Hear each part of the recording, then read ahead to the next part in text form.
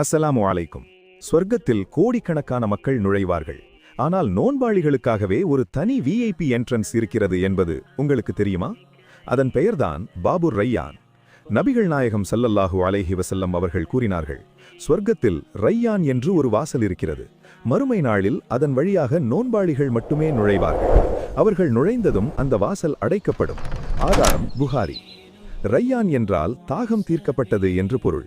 இந்த உலகத்தில் அல்லாஹுவின் கட்டளைக்காக தாகத்தை பொறுத்து கொண்டவர்களுக்கு அந்த வாசலில் நுழைந்ததும் சொர்க்கத்தின் தென்றல் வீசும். அங்கே நுழைந்த பிறகு அவர்களுக்கு ஒருபோதும் தாகமே ஏற்படாது.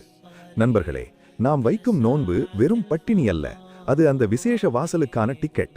ஒவ்வொரு முறை தாகம் எடுக்கும் போதும் நினையுங்கள், இந்த தாகம் தற்காலிகமானது, ஆனால் ரையான் வாசல் வழியாக கிடைக்கும் நிம்மதி நிலையானது.